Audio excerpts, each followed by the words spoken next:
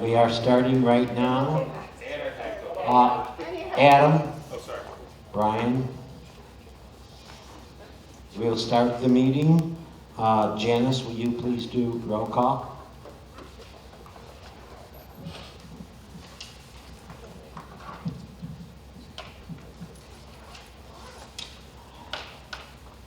President Davidson. Present. Vice President Ricketts. Vice President Ricketts. Oh, you're on mute. Tom.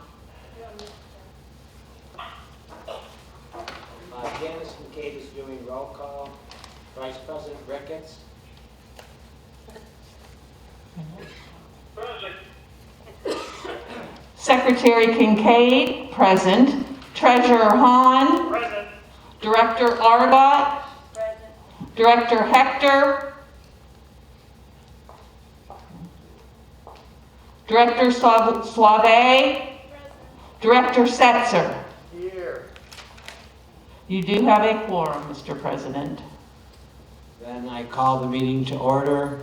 It is 9:35, and we please stand for pledge allegiance to the flag. I pledge allegiance to the flag of the United States of America, to the republic for which it stands, one nation, under God, indivisible, with liberty and justice for all.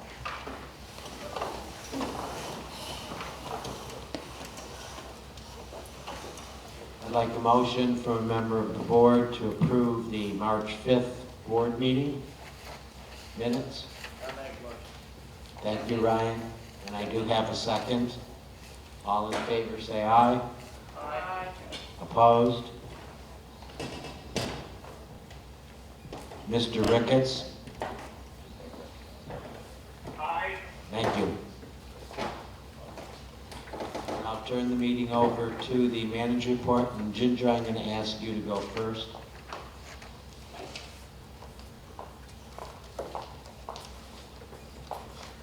And if you now notice, we got Ginger to finally stand up at a podium to give her report. It's not like I was reluctant. I was always running the PowerPoint, so. Good morning, everybody. April 2nd, it's early in the month, and of course we have the end of the month, the quarter, and the year, so thank the staff for hustling and trying to get these figures out real quick. By the time we do the membership meeting, I'll be able to give you some entire year numbers, but this will just be for the month of March. In the clubhouse usage, we had over 31,000 visits, which were over 1,000 a day. That was a 41% increase over the prior month. And as I go through these, you'll hear how members are getting back out. They're feeling more comfortable. They're using the facilities more. The split between Clubhouse and South Club still neck and neck with 40% of those each, of those 31,000 users for the month of March. In the fitness center usage, we had over 6,600, which was a 27% increase over the prior month. Water class attendance, 261% increase. Land classes, 286% increase. So obviously March, very, very active and popular month. In the salon, we had 27% increase in clients served and a corresponding 26% increase in sales, merchandise sales, at over $21,600.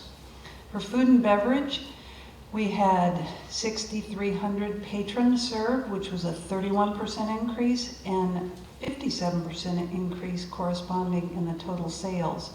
So sales for the month of March, 93,253, getting up there to what's closer to normal for us. Good job to Andrew and his team, bringing back the indoor dining and also having portico sales going at the same time as poolside. So they're hopping and bopping down there.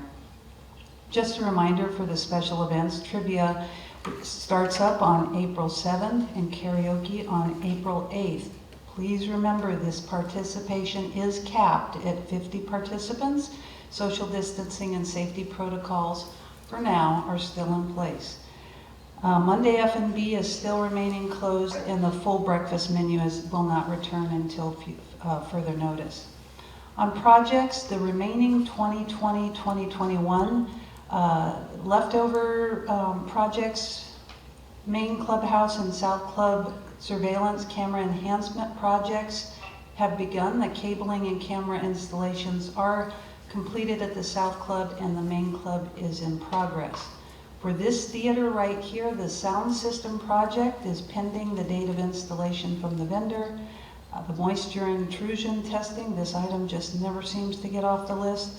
The mechanical engineer has walked the property, and he's preparing a plan of action for Victoria and her team for us to review, and we'll evaluate that and share that with the board. The South Club locker room renovation project, yay! It's completed. We've gotten lots of positive feedback from the residents who've been in there, very clean and contemporary, modern looking, and kudos to Victoria and her team. That looks really nice. The HVAC replacements largely completed. I think they have some more drywall repairs, some duct work, but that's almost done. So going forward, the 21-22 projects that are getting ready to launch, we've got the indoor pool deck resurfacing here at the main clubhouse. That's at the end of April. The South Club exterior painting project has begun, estimated to be completed in mid-April. That will be followed by the roof replacement project, and then the South Club deck expansion project, as we've talked about. That was a special board approved project. We have selected an architect and the surveyor so that can get that project up and running. You'll hear a lot more about that as we keep going. And special event information, the concerts for a cause were held on March 31st. The team raised $2,900 to support the Sun City Center Emergency Squad, so we appreciate all the resident support coming out for those concerts that Matthew and his team put together.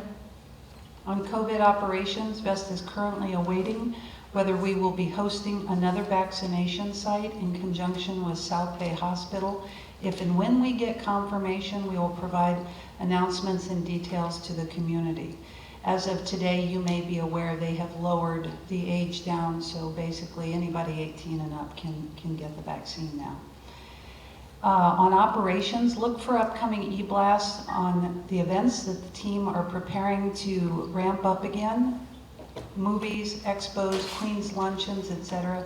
Stay tuned. We have to review our plan with the board first, but we will be sending out those e-blasts and get ready to provide some of those activities and services to the community. Again, we will still keep some modicum of controls in place. Masks will still be required, even though folks have been vaccinated. For now, until further notice, we're going to ask that we're going to insist upon masks in the clubhouse. Tram services, and tram services, again, big increases. Residents using the tram increased 36% over the prior month. And at gate security, we had a 17.5% increase over prior month of phone calls. Passes issued, 14,700, which was a 10% increase. On notables, we had a resident call the front gate to report a large alligator close to the sidewalk near Tremont. Security became concerned at his size. He was quite large, over 10 feet. Contacted the alligator trapper, who had apparently been trying to get that fellow for some time. So security got all the onlookers and the photographers away from the area to ensure their safety. He had a bit of a struggle. Apparently it was a three-legged gator, but he was captured and taken off the property. Subsequent to that, we had two very large gators out in the pond right behind the main clubhouse. Just a reminder, spring is in the air. It is gator mating season, and please use caution. Don't approach them, don't feed them, or try to take pictures. This month's Security Pointer article actually provides information regarding nuisance alligators and other concerns about dangerous animals. Please note, call the Master Association immediately at 812-7559 if you spot those. Typically, they are not on trust property, they're out on master land. In the golf cart data, we also had in the month of March 5,136 swipes at the gate, averaging 166 golf carts per day. So it is the moral of the story. It is spring, it's very active out there. We wish you all a blessed and safe Easter weekend, and we'll see you next in a couple of weeks at the membership meeting.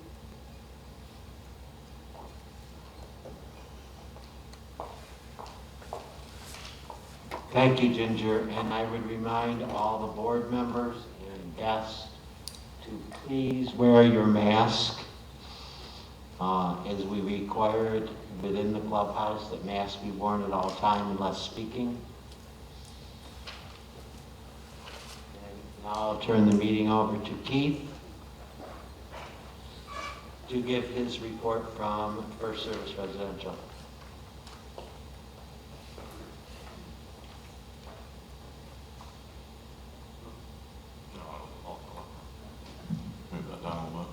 Welcome back. We just did this last Friday, right? As Adam would say, Federation Friday. Well, welcome. This is the First Service Management Report for the Board of Directors for April 2nd.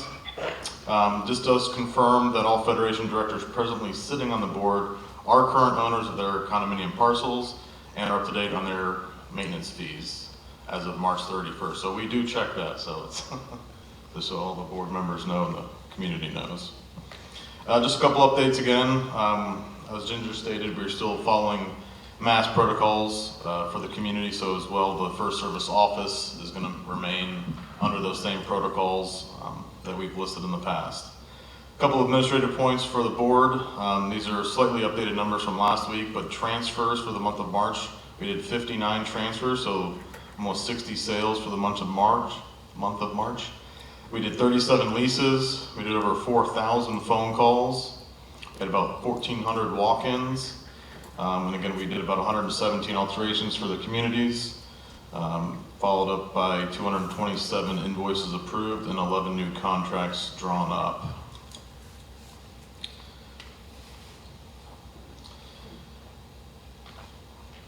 Ginger, you can go ahead and put that up. Just going down to the budgets, we prepared a little budget summary sheet for the community. Behind me is the sample sheet. Each of the board of directors for every association received this earlier this week. It was in anticipation of the new insurance numbers coming in and the new Brown's Tree Service contract. So this hopefully is a little bit helpful, just kind of budget outlook for yourselves for the year and how it reflects and any changes for your association.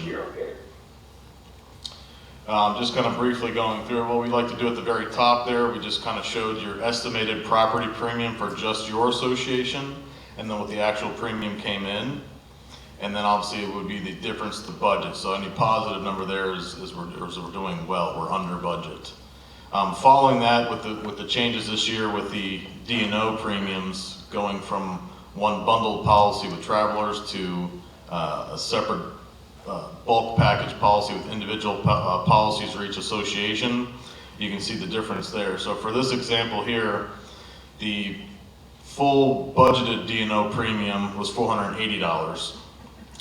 Moving down now with the changes, this individual association's D&O premium is about $900. And then they also pay, just like everybody else has paid in the past, a separate portion for the Federation D&O premium. So the Federation themselves also had a separate policy, and each association is reflecting that portion as well. So you can see right there, difference to budget for this one is a negative $973. So we were over budget on this item here. What we continue to try to do is show the remaining policies for each association.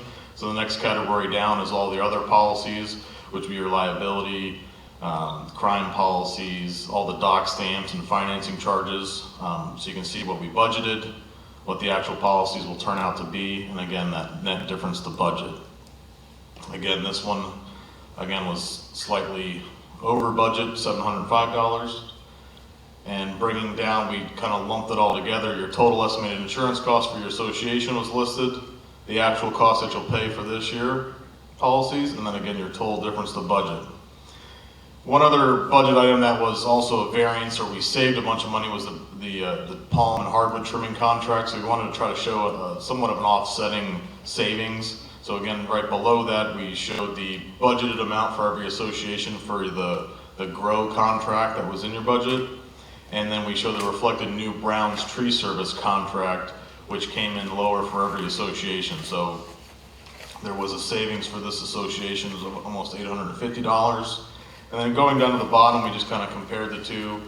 And as you can see, this association, if everything else stayed even for their full budget, they would be over budget $555. So over budget item, not too large, and most associations have a cash surplus in their operating account to handle slight variances like this. So everybody received these. I've fielded several questions, so if anybody that's on the phone or anybody out there, please let us know if you have any questions on this. Again, this was just a summary comparison tool. This will not change your budget at all, so it's just kind of a useful tool to see where we're at for the coming year on these two main items that had changes.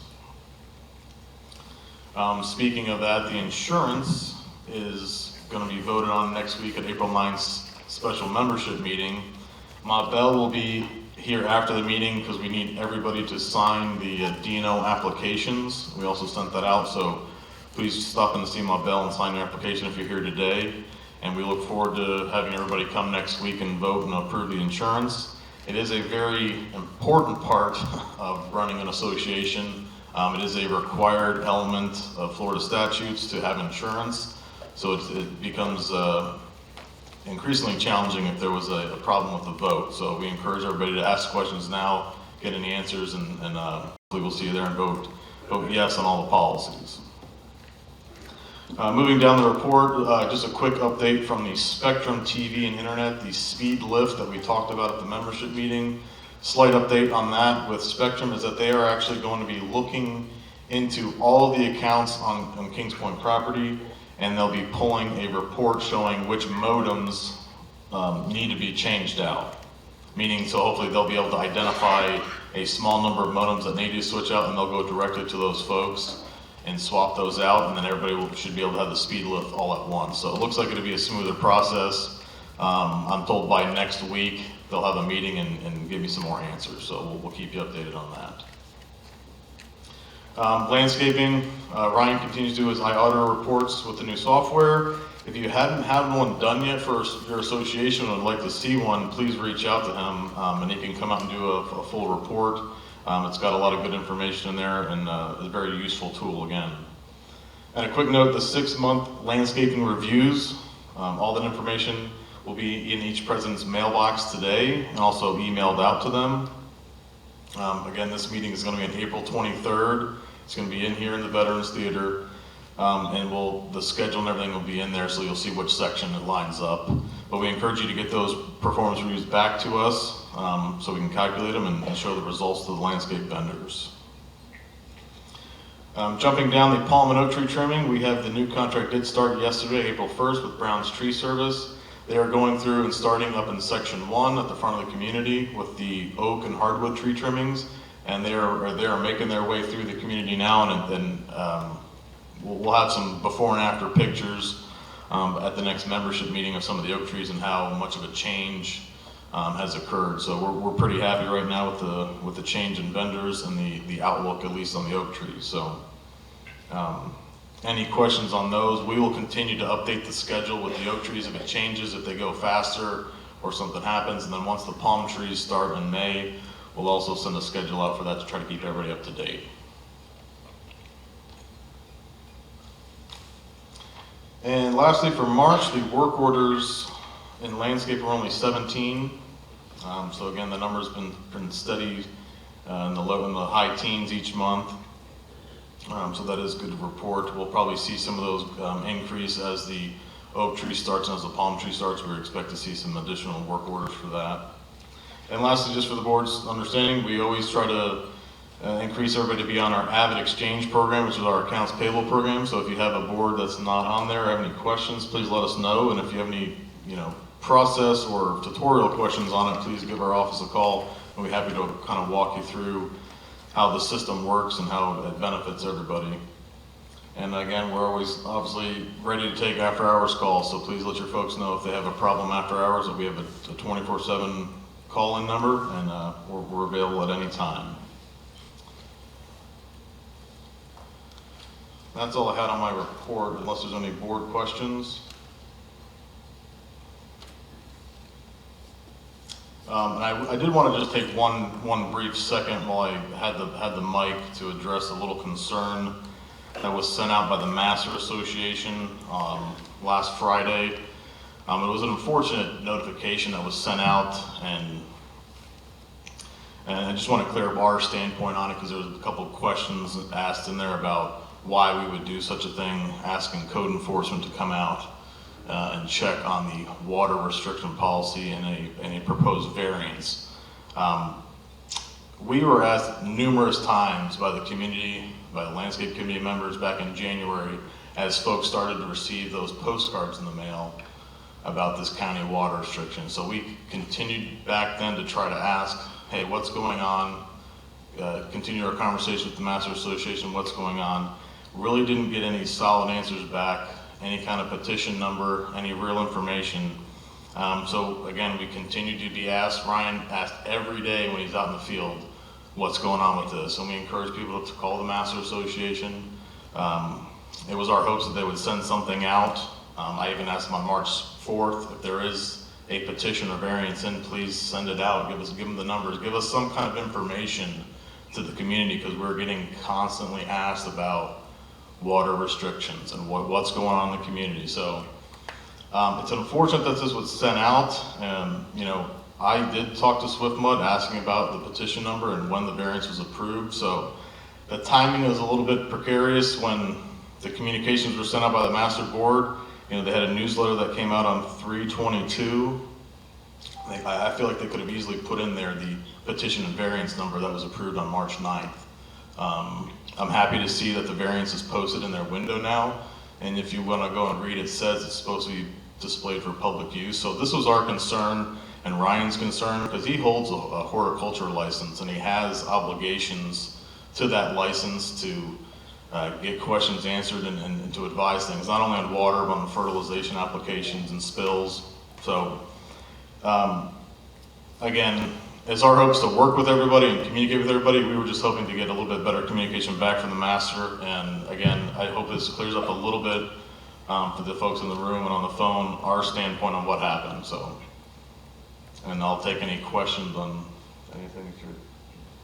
I have one question for you. I know that Ryan Rourke has a number of certifications which you have gone over numerous times, which are granted by the state of Florida for agronomy and horticulture. As part of his certifications, is he responsible for monitoring the conditions in the community and ensuring the community is in compliance with county ordinances and SwiftMud's ordinances, along with the regular maintenance of horticulture and agriculture? Does he not have the responsibility with those licenses to monitor and report? Yeah, he does, and that's why we continue to ask the question for week over week, hoping to get some kind of detailed answer. It's not just with water. It's also if there's a fertilization or chemical spill, which has happened, we have to report that right away as well. Label laws, we talk about when fertilization applications are applied, making sure the vendors put the signs in the yards. So there's a vast spectrum that he's supposed to adhere to and be a good steward of the landscaping, and that's part of it. And as the associations have their landscaping and the irrigation systems all on their properties, it's all intertwined. So we weren't trying to put anybody at risk. We're just trying to get clear answers on what's going on, because it affected everybody. And again, daily people were asking Ryan what's going on, and we directed him to the master and said, we're trying to get some answers. But that is part of his obligation for his certificates. Thank you.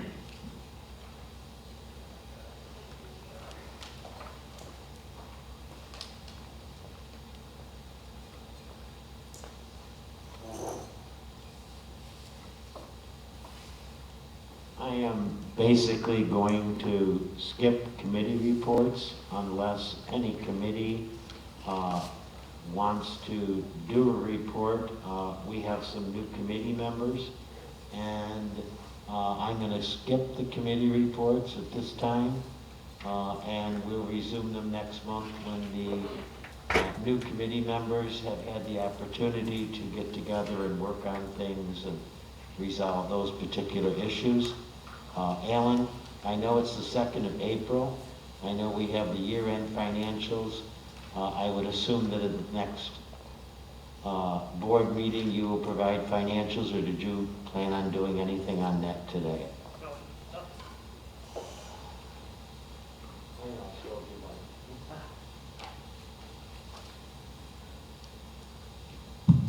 No, I have nothing to report today, and as soon as the year-end report is completed, I will give that report also on the financials, also on the audits, which hopefully will be done quickly.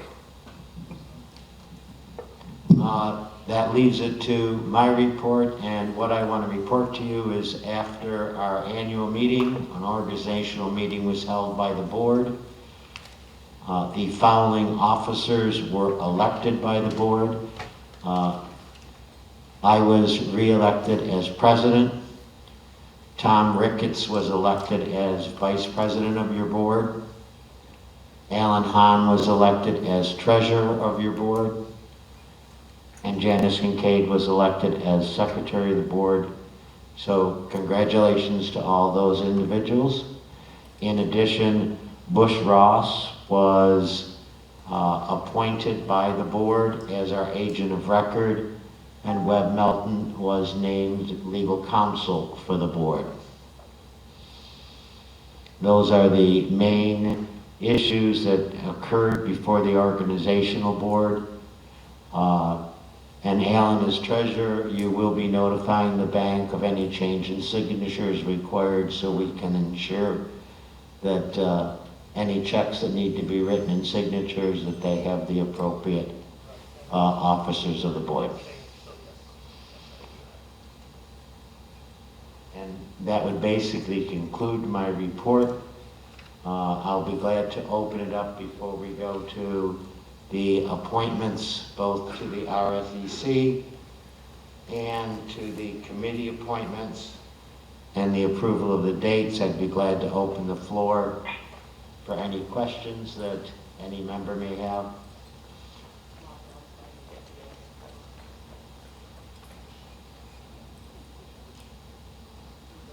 Mabel, that's the fastest I've seen you move lately. Okay, so there is no one asking to speak for open forum. Are there any questions from the floor? Any questions from the phone? Then as we have no business, old business, I will move to new business. The first item on the new business is approval by the board of our scheduled board meetings, which are generally scheduled for the first Monday of every month as required by the bylaws. Friday, first Friday, what did I say, first Monday? Could we change it to the first Monday? Can I have a motion to accept the schedule which has been given to the board for its board meetings? Thank you, Liz. Second? Thank you, Janice. All in favor say aye. Aye. Aye. Thanks, Tom. Opposed? Then the schedule for the board meeting has been adopted. That would move us on to the appointments for the RFEC. I want to thank the Special Elections Committee, which consisted of Setzer as chairman, and Alan Hahn and Janice Kincaid as members. They did take the applications for the RFEC and interviewed all applicants. They are recommending, and I am recommending, approval to the board of their suggestion. their suggestion is for Region 3 that Dave Popovich be appointed to the RFEC. For Section 4, Matthew Yarmel be appointed to the RFEC. And for Region 5, that Tara Hayes be appointed to the RFEC. Are any of those individuals present? Could you stand up?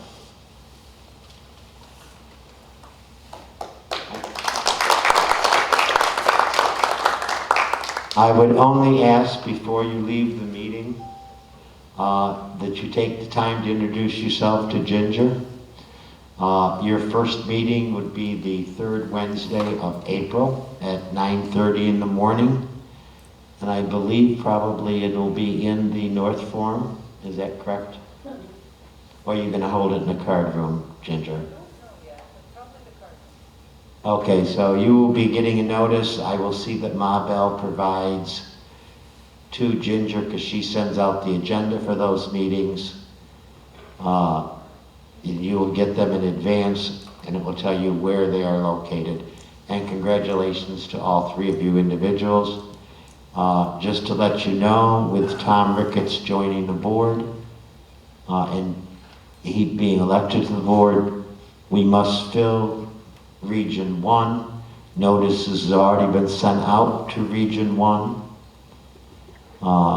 for people interested in serving on the RFEC for that region, so we have one more position to fill. The current members, which I just mentioned, are 2-year terms. The one filling Tom Ricketts would be 1-year term in order to retain the separation.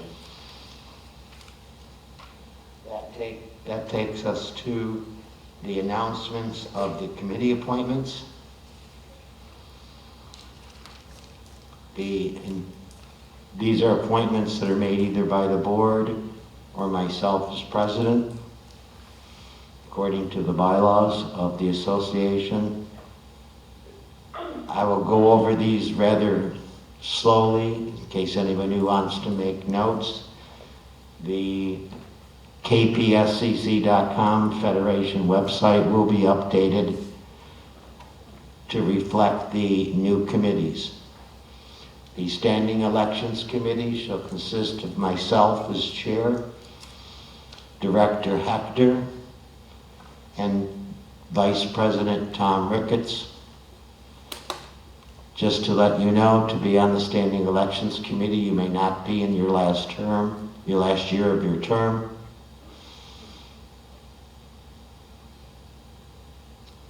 And in regard to the Insurance Committee, Janice Kincaid has been renamed chair of the Insurance Committee. Director Saleh is named co-chair, and all other members of the Election Committee shall remain the same. In regard to the Palm and Tree Committee, Director Aragat has been named as chair, and all other members of the committee shall remain the same. However, Ms. Aragat has the option to add additional members to that committee and to validate with that committee that the members wish to remain, but at this time, there is no change in the Palm and Hardwood Committee. If anyone chooses to be a part of that committee or desires to be a part of that committee, if you would contact Liz Aragat. The chairs of the committee will continue to work with the residents and any residents involved. If they contact the chair of the committee of the committee will report to the board and report to myself that they would like to add additional individuals. And I basically, as president of the Federation, believe that the chairs should work with the individuals in the community which they feel comfortable with, and they would have the necessary expertise to help them run their committee. The Lawn and Landscape Committee, it's been decided that Dave McGraw, due to all the work he has done, and with all new four regions coming up, or 4 sections coming up next year, that Dave McGraw shall remain chair of that committee. Tom Ricketts shall be vice chair as a member of the board sitting on the committee, and all members of that committee shall remain the same. I believe Director McGraw, I believe Dave McGraw has already spoken to the members of that committee, and they all agreed to continue on that committee. And I would like to thank that committee for all the work they have done in the landscaping contracts that have been done this year. The Health and Safety Committee, Liz Argott is appointed as chair, and excuse me, and any members of that committee shall remain unchanged unless a decision by the chair or Ms. Argott decides to add additional committees. I know she's already discussed adding a couple additional members to that committee. Am I correct, Liz? Yes. Okay. The Finance Committee, Treasurer Hahn will be chair of the committee. He will be joined by Liz Argott and Dan Hector, who will oversee the finances and the upcoming budget processing for the Federation. And I know Alan has said that he is interested in adding some additional members to that committee. Again, I will leave it up to Mr. Hahn or Director Hahn to handle that particular aspect and advise us if you want to add any committee members. The Land Trust Oversight Committee, which is a committee we designated last year to oversee the finances of the land trust. Director Hector has been reappointed as the head of that committee, and he will be joined by Treasurer Hahn, who will oversee the finances and the upcoming budget for the land trust in conjunction with the RFEC and the board. The Kings Point Community Promotions Committee, I have reappointed Rick Massime at both his request and the members of that committee's requests. They are doing a lot of work on redoing the website for Kings Point. Mr. Massime expressed his interest in seeing that project and seeing the work they have done through. Therefore, I believe it is in the best interest of the community for Mr. Massime to remain as chairman of that committee and the members to remain on that committee so they can complete their work on the website and other things they have started. And Rick, I notice you're here today, and I would like to thank you for your work on that committee and your willingness to continue to run that committee and see those projects through. So, thank you very much. I appreciate that, and I'd like to pass that on to the committee members, because they're the ones that are doing the work. We have 2 other projects going on that we will report on as we go along. Okay. The last committee is the Contract Committee. Oh, she needs to see me again. Could you please mute your phone? I just can't figure out this matter. Excuse me, would you please, ma'am, For my phone, with my phone for that. ma'am, we understand that, but I don't believe the board or the people in attendance needs to understand about your phones, so would you please mute your phone? The last committee is the Contract Committee. Dan Hector shall remain as chair, along with Director Save serving as vice chair on the committee. and all members of the contract committee shall remain unless changed by the chair. And the last and final is President Davidson was appointed as the point of contact for the Federation Council, with the Federation Council and the First Service designee as consultants to the contract committee. So I will be the point of contact with legal, and we will work with First Service as a designated consultant. And that completes the appointment of all the committees of the Federation. Any member wishing to, as I said earlier, wishing to serve on on any of those committees, and these committees are posted on the Federation website, correct, Mabel? Along with who is the chair, and it has been updated? Okay, so you'll be updating it after today, and they will be able to contact you or the chair if they wish to be a part of any of the committees which have been assigned.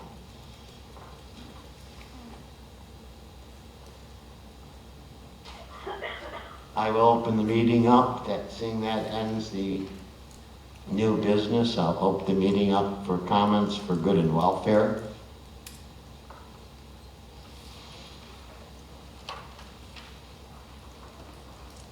Seeing there's no good and welfare comments for the floor, are there any good and welfare comments for those on the phone?